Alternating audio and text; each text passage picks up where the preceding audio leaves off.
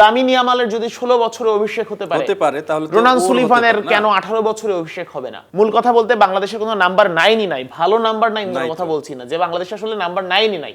Range rover বা BMW চালাচ্ছেন একজন অটো চালককে দিয়ে, তখন আসলে এই অবস্থা হবেই আপনার টিমের। টিম যতই ভালো হোক, সেই কোচ অর্থাৎ চালক যদি ভালো না হয়, টিম চলবে। হতে পারতো অনেক কিছুই। বাংলাদেশ এশিয়ান কাপের মূল পর্বে কোয়ালিফাই করতে পারতো এবং বাংলাদেশ আজকের ম্যাচে সিঙ্গাপুরকেও হারাতে পারতো, কিন্তু শেষ পর্যন্ত বাংলাদেশ হেরে গেছে। এবং এই হারের পর আবারও সেই প্রশ্নটা উঠছে যে বাংলাদেশ দল ভালো খেলার পরও কেন হেরে যাচ্ছে? এখানে কি কাবরেরার দায় কতটুকু? এসব বিষয় নিয়ে আমার সাথে কথা বলতে যোগ দিচ্ছেন শেখ আশিক। আশিক, ম্যাচটা তো দেখলেন, কেমন দেখলেন এবং আফসোস হচ্ছে নাকি? আচ্ছা, আপনি কাবরেরার দায় নিয়ে কথা বলছিলেন, আমি একজনের একটা স্ট্যাটাস পড়ছিলাম একটু আগে, মানে এই শো শুরুর আগে। স্ট্যাটাসে তিনি লিখেছেন যে আপনি রেঞ্জ রোভার, রোলস রয়েস কিনবেন আর সেটা চালানোর জন্য রাখবেন একজন অটো গাড়িওয়ালাকে বা ঠেলা চালককে দিয়ে চালাবেন, তাহলে সেই গাড়ির অবস্থা যে খাদে গিয়ে পড়বে, এটা তো আসলে বলার অপেক্ষা রাখেন, এটা সবাই জানে, হয়েছেও তাই। আপনি হামজা, সমিত, জায়ানদের খেলাচ্ছেন, ফাহমিদুলদের খেলাচ্ছেন, আর কোচ হাভিয়ের কাবরেরাকে পরিবর্তন করছেন না, তখন আসলে ফলাফল এমন হবে। ফুটবলাররা তাদের নিজস্ব নৈপুণ্যে ভালো খেলেছে। আমি বলি যে যেদিন হচ্ছে সাদ উদ্দিন, সোহেল রানা ভালো খেলে, সেদিন বাংলাদেশ ভালো খেলে। আজকের ম্যাচে ফাহিম ছাড়া সবাই ভালো খেলেছে এবং আমার কাছে মনে হচ্ছে যে বাংলাদেশ সিঙ্গাপুরের চেয়েও ভালো খেলেছে। সিঙ্গাপুরের চেয়েও বাংলাদেশ ভালো খেলেছে।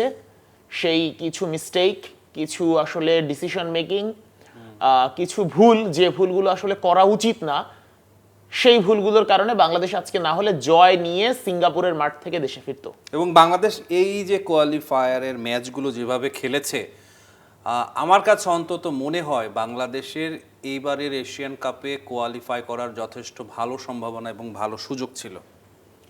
আজকে এবার ভালো সম্ভাবনা ছিল কিভাবে দেখেন, যে বাংলাদেশ হচ্ছে সম্ভবত 5 পয়েন্ট নিয়ে শেষ করছে, সম্ভবত না, সত্যি 5 পয়েন্ট নিয়ে শেষ করছে। এখন ভারতের সঙ্গে প্রথম ম্যাচে ড্র করেছে বাংলাদেশ। ওই ম্যাচ যদি বাংলাদেশে জিততো, এবং জেতারই উচিত ছিল, বেটার ফুটবল খেলেছিল, ওই ম্যাচে জিতলে বাংলাদেশের পয়েন্ট এই 5-এর পরিবর্তে হয়ে যেত আরো 2 যোগ হতো, 7 হতো। হংকং চায়নার বিপক্ষে হোমে যে ম্যাচটা বাংলাদেশ হেরেছে, ওই ম্যাচটা 3-3 গোলে ড্র হতো, 4-3 গোলে হার হতো না। মানে হাভিয়ার কাবরেরার বড় একটা দায়। তো ওই ম্যাচ থেকে তাহলে হতো কত? এখানে হচ্ছে 5-এর জায়গায় হতো 7, রাইট, আর ওই ম্যাচ থেকে 1 পয়েন্ট পেলে হতো 8। আজকের ম্যাচে বাংলাদেশ যদি জিততো, তাহলে বাংলাদেশের পয়েন্ট হতো 11, সিঙ্গাপুরেরও পয়েন্ট হতো 11। জেতার খুব ভালো সম্ভাবনা ছিল। বাংলাদেশ একদম এশিয়ান কাপে কোয়ালিফাই করার দ্বার প্রান্ত থেকে ফিরে এসেছে।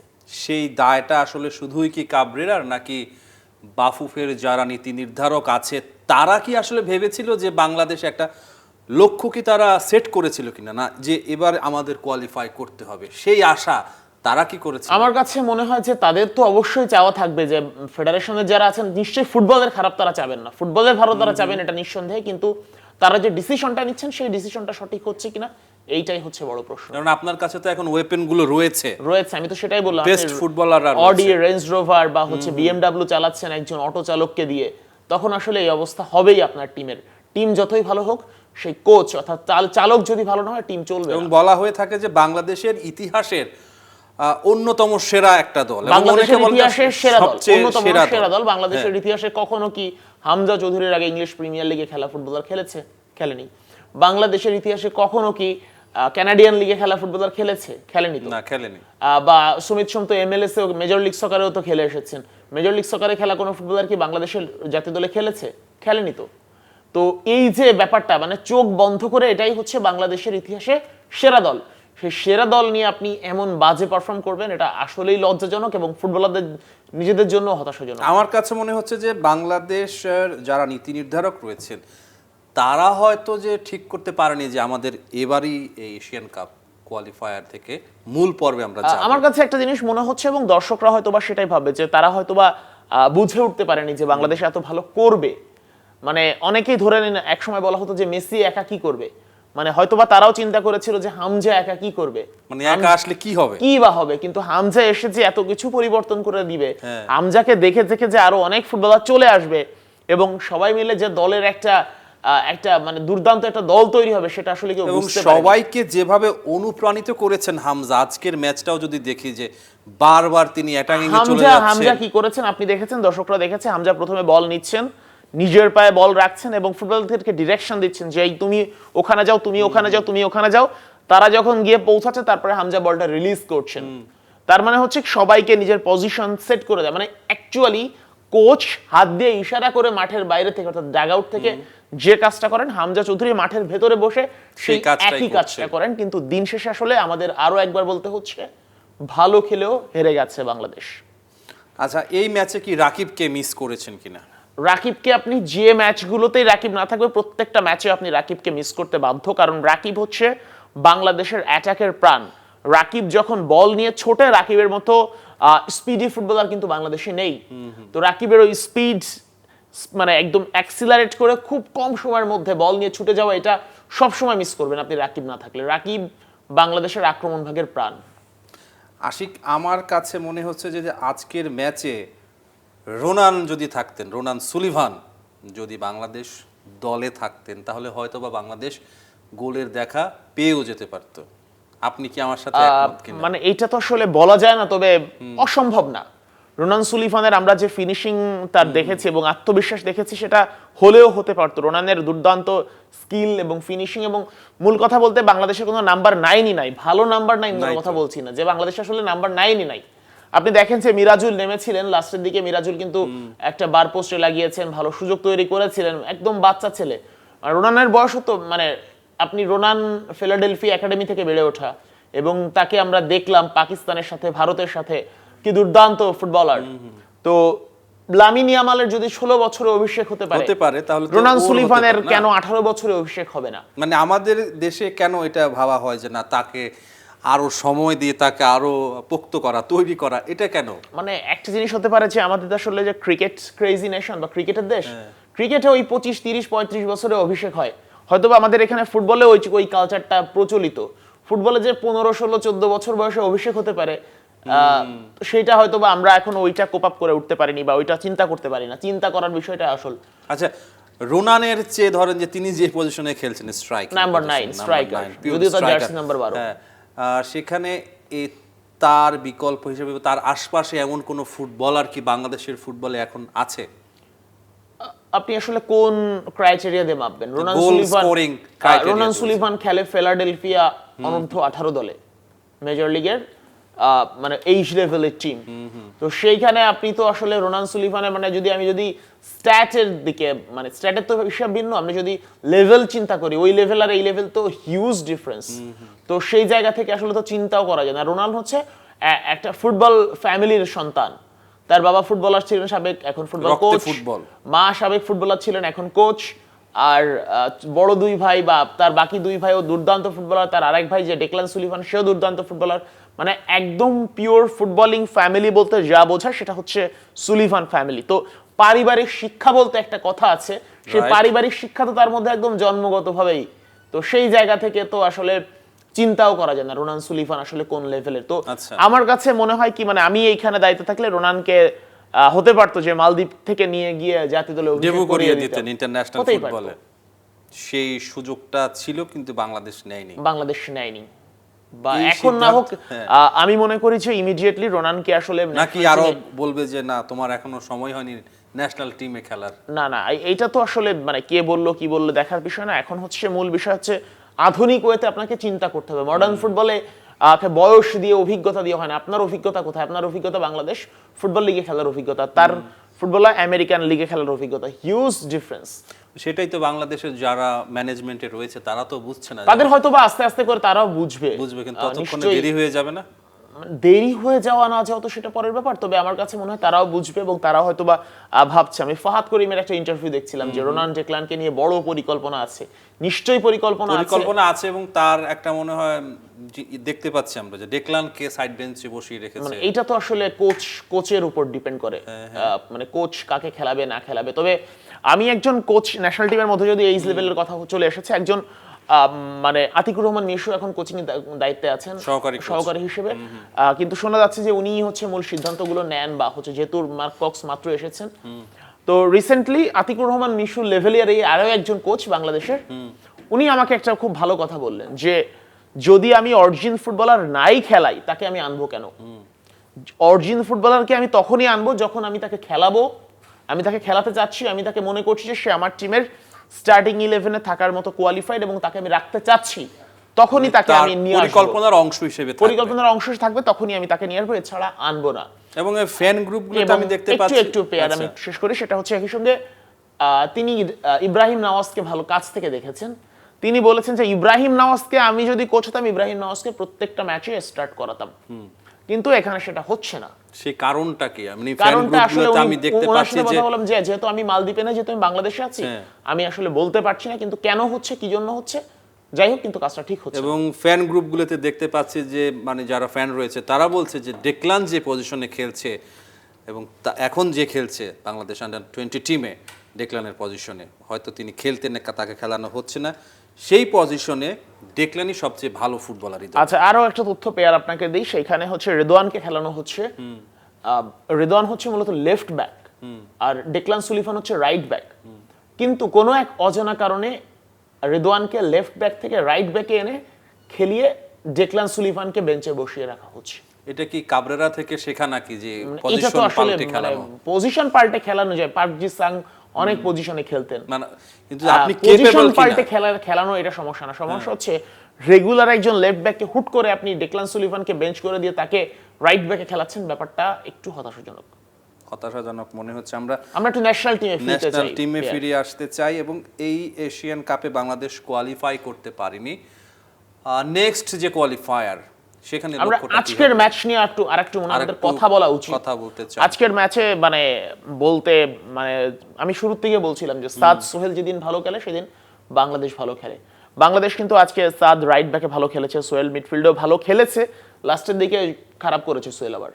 তো সে যাই হোক, কিন্তু ফাহিমের কথা বলছিলাম, ফাহিম বেশ কিছু ভালো সুযোগ নষ্ট করেছে, যেটা আসলে ম্যাচের উপর চাপ বাড়িয়েছে। ফাহিম বারবার লেফট ফুট দিয়ে ট্রাই করছিলেন, যদিও তিনি বোথ ফুটেড, তারপরেও তার ডান পায়ে একটু, যদিও ফাহিমকে আমি জিজ্ঞেস করেছিলাম সে আসলে কোন পায়ে বেশি স্ট্রং, সে আসলে বলতে পারে না। এই ম্যাচের পর না আগে জিজ্ঞেস করেছি। ফাহিম আসলে দুই পায়েই স্ট্রং, মানে সে আসলে আলাদা করে বলতে পারে না যে তার কোন পায়ে বেশি জোর। ধরে নিচ্ছি বোথ ফুটেড, তার দুই পায়ে সমান জোর। তারপরেও সে যেহেতু ন্যাচারালি লেফট উইংয়ে খেলে থাকে, সুতরাং তার রাইট ফুটটা বেশি ইউজ হয়। তো সে আজকে সে লেফট ফুট দিয়ে বেশি ট্রাই করেছে, অনেকগুলো শট আরো ভালোভাবে নিতে পারতো, নিতে পারেনি। মুরসালিন একটা শট ফার পোস্টে নিলে গোল হওয়ার ভালো সুযোগ ছিল, সেটা নিশ্চিত একটা গোল মিস করেছেন এবং সেটা ডিফেন্ডারের পায়ে আটকে গেছে, ডিফেন্ডার মিস করলো, গোলকিপারে আটকে যেতেন। তো এই যে ভুলগুলো, এবং বাংলাদেশ অনেকগুলো চান্সেস ক্রিয়েট করেছে যেটা গোল হতে হয়নি, এবং পেনাল্টির একটা দাবি ছিল, সেটা তো পরের বিষয়। আসলে পেনাল্টি, পরিষ্কার পেনাল্টি, এটা কি পেনাল্টি ছিল কিনা পরিষ্কার পেনাল্টি বলা যায় না, একেবারে ক্লিয়ার না, একেবারে ক্লিয়ার পেনাল্টি বলা যায় না। তো সেই জায়গা থেকে এগুলো থাকে, বাট আলটিমেটলি আজকের ম্যাচ বাংলাদেশের জেতা উচিত ছিল, অন্তত ড্র করা উচিত ছিল। হেরে গেল কেন? হেরে গেল যে একদম সহজ হিসাব, বাংলাদেশের আজকে অসংখ্য গোলের সুযোগ তৈরি হয়েছে, কিন্তু সেইগুলোকে গোলে কনভার্ট করতে অনেক বেশি ছিল। শট নিয়েছে, কিন্তু শটগুলো আবার মানে পোস্টের বাইরে বেশি। এমন শট কিন্তু হয়নি যে গোলকিপারের অসাধারণ দক্ষতার কারণে আসলে বাংলাদেশ গোল মিস করেছে, এমন হয়নি। যদিও মিরাজুলের একটা পোস্টে লেগেছে, হামজা কিছু ভালো সুযোগ তৈরি করে দিয়েছিলেন যেগুলো গোল হতে পারতো, হামজার একটা শট বাইরে দিয়ে গেছে। তো এইভাবে অনেক চান্স আসলে বাইরে দিয়ে গেছে, মানে কপাল খারাপ না থাকলে আজকে বাংলাদেশ ড্র করতো, তবে কিছু ফুটবলারের দায়। আজকে যে গোলটা বাংলাদেশ হজম করলো, সেখানে কার দায় দেখছেন? এখানে দায় আসলে ডিফেন্ডারদের ভুল। মিতুলের জন্য এটা টাফ ছিল আসলে গোলটা গ্রিপ করা বলটা, কারণ এত জোরে শট সাধারণত গ্রিপ করা টাফ। তো মিতুল যেহেতু গ্রিপ করতে পারেনি, তার আগে ডিফেন্ডারদের যদি ওই পজিশনে থাকতো সেক্ষেত্রে গোল হতো না। জামালকে কেন নামানো হয়? এইটা আসলে বড় একটা দুঃসংবাদ, বা দুঃসংবাদ মানে কি, এটা একটা বড় একটা দুঃখজনক ঘটনা। আপনি তাকে মানে ইংরেজি দক্ষতার কারণে প্রেস কনফারেন্সে নিয়ে যাবেন, ওখানে বসিয়ে দেয়। আপনি হামজা বা সমিতকে দিয়ে আপনি ক্যাপ্টেন্সি করান, আপনি ম্যাচেও খেলাবেন, তারাও তো ইংরেজিতে ভালো, আর জামালের চেয়ে বেশি ভালো, তো তাদেরকে খেলান, ক্যাপ্টেন্সি করান। তো শুধু একটা লোককে ক্যাপ্টেন্সি দিয়ে রেখে প্রেস কনফারেন্স করাবেন আর বেঞ্চে বসিয়ে রাখবেন, কোনো টাইমই দিবেন না। ক্যাপ্টেন্সির জন্য হামজাকে কি কখনো অ্যাপ্রোচ করা হয়েছে? আপনি এটা আমি আসলে কখনো জানিনি। অ্যাপ্রোচ করার ব্যাপারটা কি, কোচ যা বলবে তাই। কোচ যদি বলে যে জামাল আজকে থেকে হামজা ক্যাপ্টেন্সি করবে, এটা তো অ্যাপ্রোচের বিষয় না।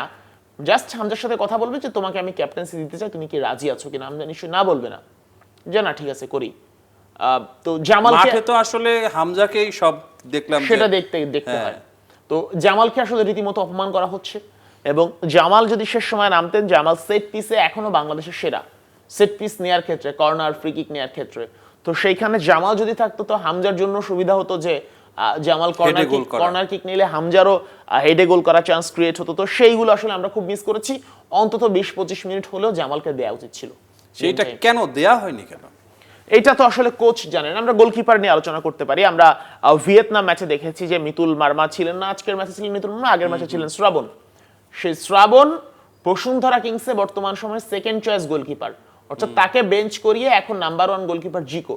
অথচ বেঞ্চ গোলকিপারকে দলে নেওয়া হয়েছে ব্যক্তিগত ক্লাশের কারণে, জিকোকে দলে নেওয়া হয়নি।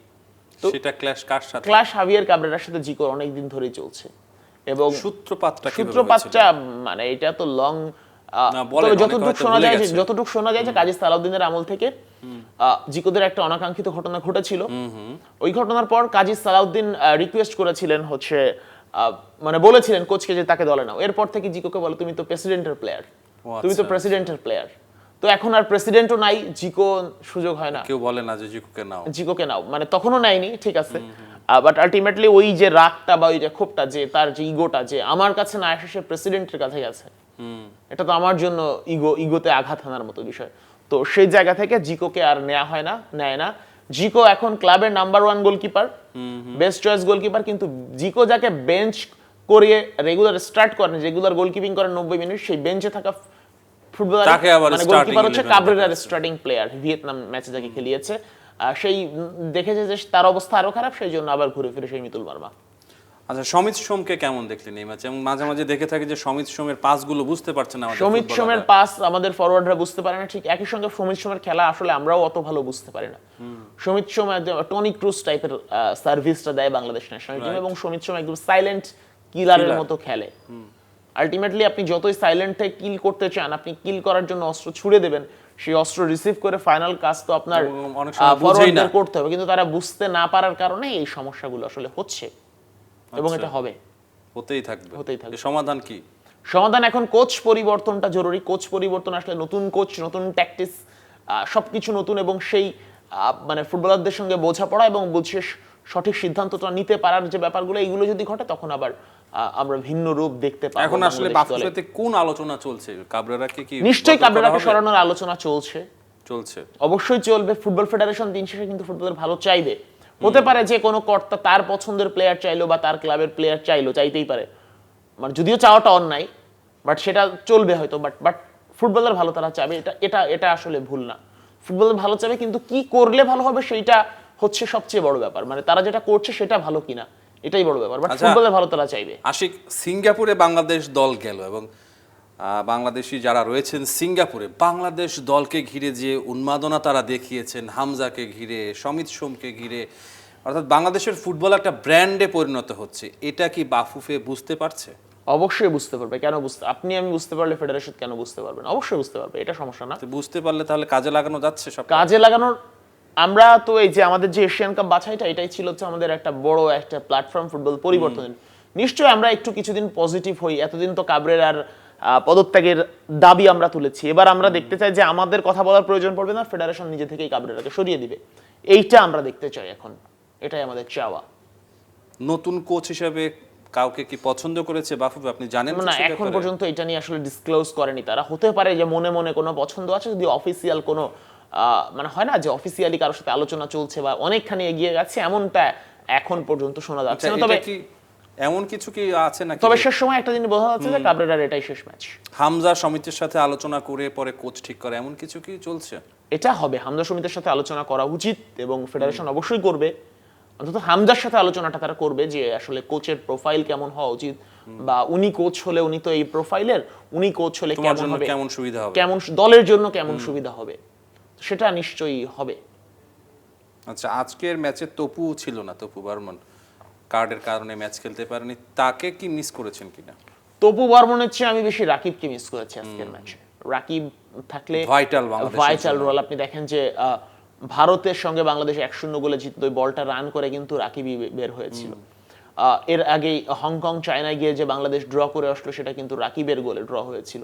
সো রাকিব হচ্ছে বাংলাদেশের ফরওয়ার্ড লাইনের ঘোড়া, বাজির ঘোড়া। তো রাকিব যদি ঘোড়া যদি না থাকে দৌড়াবে কে? তো এই মানে রাকিবকে আমি মিস করেছি বেশি, তপুকে অত বেশি মিস করিনি, তাকে বেশি মিস করেছেন আপনি রাকিবকে বেশি মিস করেছি। মুরসালিনের খেলা কেমন দেখলেন? মুরসালিনকে আমার কতটা কাছে effective যেটা মনে মনে হয়নি হয়েছে আজকে? ইফেক্টিভ কিনা, মুরসালিনকে আমার কাছে মনে হচ্ছে সে হয়তোবা পুরোপুরি ফিট না, হয়তোবা মানে ইনজুরি থেকে তো মাত্রই উঠেছেন, ইনজুরি মানে শতভাগ ইনজুরি থেকে ফিট হয়ে উঠতে পারেননি, এটা একটা আমার কাছে মনে হয়েছে। নাকি মুরসালিন ও রাকিবকে মিস করেছেন? হতে পারে, কারণ তাদের মধ্যে যথেষ্ট ভালো জুটি হয়, Combination-টা ভালো। বল দেয়া নেয়া বা বোঝাপড়াটা ভালো হয়, যেটা আসলে আজকের ম্যাচে ছিল না, যেহেতু রাকিব নেই। মুরসালিন তত স্পিডি না, মুরসালিন হচ্ছে ক্রিয়েটিভ বেশি, তো সেই জায়গা থেকে মানে তার সঙ্গে স্পিডি একজন থাকলে তার ক্রিয়েটিভিটি হেল্প করাটা বেড়ে যায়, সেই ক্ষেত্রে হচ্ছে আসলে বাংলাদেশ হেল্প পায়। তবে হামজা চৌধুরী আগের ভিয়েতনাম ম্যাচের চেয়ে অনেক অনেক অনেক অনেক ভালো খেলেছেন। তার বেস্টটা আজকে তিনি দিয়েছেন। পেস, স্পিড, অ্যাটাক, এবং শেষ সময় তিনি তো নাম্বার 9 হয়ে গিয়েছিলেন। হলেও হয়ে যেতে পারতো গোলটা, যদিও হয়নি। মানে তারপরে তার মাঝে দেখলাম যে গোল করতেই হবে আমাকে, এই যে একটা ক্ষুধাটা তাড়না আছে, দেখেছি, এই ক্ষুধাটা ক্ষুধাটা দেখেছি, আছে। এটা আমাদের অন্যান্য ফুটবলারদের মাঝে দেখি না কেন? নিশ্চয়ই দেখবো, তার কাছ থেকে হয়তো বা শিখবে আস্তে আস্তে করে আগামী 5-10 মানে বছরের ধরেন যে মধ্যে। খেলাটা আর 1 মিনিট বাকি আছে, হামজা তখন পর্যন্ত চেষ্টা করে একদম যাচ্ছে। একদম নাম্বার 9 পজিশনে এসে ফার চেষ্টা করেছেন, বারবার ট্রাই করেছেন জালে বল ঢোকাতে, জান প্রাণ উজাড় করে উজাড় দিচ্ছে। করে দিয়ে খেলেছেন, যদিও হয়নি। হয়নি, তবে এই কিন্তু চেষ্টা চেষ্টাটাই করেছে। হচ্ছে আসলে, আপনি 10 বার চেষ্টা করলে 11 নম্বর বার গিয়ে হবে। তো আমাদের বাকি যারা আছে তারা কেন এটা করে না? হয়তোবা তাদের মানে কোয়ালিটির মধ্যে আসলে এটা কি স্ট্যামিনা পুড়ে যায়? স্ট্যামিনা, কোয়ালিটি, অনেক কিছু আছে। মানে এই ব্যাপারটা আসলে হামজার যে লেভেল থেকে হামজা এসেছেন, আমরা হচ্ছে এখান থেকে এখানে ওঠার চেষ্টা করতেছি, আর হামজা হচ্ছে ওখান থেকে এখানে এসেছেন, যে কারণে হচ্ছে যে উঁচু থেকে নিচুতে নেমেছে তার জন্য তো সহজ। আর আপনি যখন নিচু থেকে উঁচুতে উঠবেন তখন তো আপনার দম আটকে যাবে, এটাই হচ্ছে হাম্বল, খুবই হাম্বল। খুবই হাম্বল। এবং আমি বাতিস্তুতার একটা পডকাস্ট দেখেছিলাম, গ্যাব্রিয়েল বাতিস্তুতার, 2 দিন আগে। বাতিগোল। হ্যাঁ, বাতিগোল যাকে বলা, রিও ফার্ডিনান্ডের সাথে ছিল পডকাস্টটা। সেখানে বাতিস্তুতা বলেছেন, আপনাকে যদি গ্রেট প্লেয়ার হতে চান আপনাকে হাম্বল হতে হবে। হামজা, সুমিত, তারা দুজনই অত্যন্ত হাম্বল, মানে একেবারে মাটির মানুষ বলতে যা বোঝায় সেটাই তারা। মানে বাতিস্তুতা বলেছেন যে তুমি যত বড় প্লেয়ারই হও না কেন, সবচেয়ে বড় উদাহরণ লিওনেল মেসি। হ্যাঁ, তুমি যত বড় প্লেয়ারই হও না কেন, তোমাকে হাম্বল হতে হবে এবং অন্যরা যেটা বলছে তোমাকে সেটা শুনতে হবে। এটা গুরুত্বপূর্ণ। হ্যাঁ, এবং তার সময় অনেক প্লেয়ার ছিল এমন যে ধরেন যে কেউ কোনো পরামর্শ দিচ্ছে, সেই পরামর্শ তারা নিত না বা অবজ্ঞা করত, যে কারণে সেই প্লেয়ারটা কিন্তু অত বড় হতে পারেনি। অনেকেই অল্প বয়সে মনে করে যে আমি বড় সুপারস্টার হয়ে গেছি, কিন্তু কিন্তু তার আগে ঝরে যায়, সেগুলো ভিন্ন আলাপ। তবে আমাদের আসলে ফোকাসটা খেলায় রাখা উচিত এবং ফিউচার নিয়ে আসলে ভাবা উচিত। ফেডারেশন নিশ্চয়ই ভাববে, ফেডারেশন নিশ্চয়ই ঘোষণা দিয়ে দেবে যে হাভিয়ার কাবরেরার চাকরি আর নেই, ফুটবল ফ্যান্সরা উল্লাস করবে, আমরা এটা দেখার অপেক্ষায় আছি। এটা কবে নাগাদ হতে পারে? যে কোনো সময় হতে পারে, চুক্তি তো আজই শেষ হয়ে গেল নাকি? চুক্তি হাভিয়ার কাবরেরার চুক্তি আজকেই শেষ হয়ে গেছে, যদিও কয়েকদিন আগে কাবরেরা মজা করে বলেছেন যে আমার চুক্তি আছে এপ্রিলের 30 তারিখ পর্যন্ত, যদিও কথাটা সম্পূর্ণ মিথ্যা। কাবরেরার চুক্তি আজকেই শেষ হয়ে গেছে। তো ঘোষণাটা আসতে পারে কবে? কাবরেরা কি বাংলাদেশে ফিরবে দলের সাথে নাকি মনে হয় না বাড়ি ফিরবে, চলে যাবে? মনে হয় না ফিরবে, হয়তো বা সেখান থেকে সরাসরি বাড়ি চলে যাবে। কারণ কাবরেরার এমনি তো খেলার মাঝেও ব্রেক থাকলেও তো মানে একটু বেশি টাইম পেলেই চলে যান ছুটিতে। আর এই যে ধরেন যে খেলাগুলো না দেখে দল ঠিক করে ফেলা, এটা কেমন? এইটাই তো কথা, আপনি যখন দল ঘোষণা করছেন আপনি কারো খেলা দেখছেন না, কাকে নিচ্ছেন না, যে আপনি যে কিউবা মিচেলকে বাদ দিলেন, কেন বাদ দিলেন আপনার কাছে ব্যাখ্যা নেই। সেই ব্যাখ্যাটা কি বাফুফে জানতে চেয়েছে তার কাছে? না, মনে হয় চাইনি। কেন চাইনি? এটা তো আসলে বাহুফে বলতে পারে, আমি কিভাবে বলবো? না, ধরেন যে ফেডারেশন তো জানে যে আমার একজন কোচ আছে যিনি খেলা না দেখেই দল নিশ্চয়ই, দিয়ে মানে দিচ্ছে। তুমি বলতে পারেন যে আমার অ্যাসিস্ট্যান্ট হাসান মামুন দেশে আছেন, বাকিরা আছেন, তাদের সাথে কথা বলে দল হয়েছে, হতে পারে। বাট আলটিমেটলি এইগুলো এটা তো আসলে wrong post, এই process-টা ভালো না। যুক্তি আসলে খাটে না, সত্য কথা যেটা। পেয়ার আমরা মনে হয় আজকে শেষ করতে পারি। আশিক, আপনাকে অসংখ্য ধন্যবাদ। আপনাকে ধন্যবাদ পেয়ার। আচ্ছা, শেষ পর্যন্ত 5 পয়েন্ট নিয়ে এশিয়ান কাপ কোয়ালিফায়ার শেষ করলো বাংলাদেশ। একটা ম্যাচ জিতেছে এবং 2টি ম্যাচ ড্র করেছে। সেই ড্র দুটির একটি হচ্ছে ইন্ডিয়ার অ্যাগেনস্টে এবং আরেকটি হংকং চায়নার অ্যাগেনস্টে, এবং জয়টা ছিল ভারতের অ্যাগেনস্টে। যদিও বাংলাদেশ অনেক ভালো ফুটবল খেলেছে, কিন্তু শেষ পর্যন্ত বাংলাদেশ কোয়ালিফাই করতে পারেনি। সেই আক্ষেপটা বাংলাদেশের ফুটবল প্রেমীদের মনে থেকেই যাবে।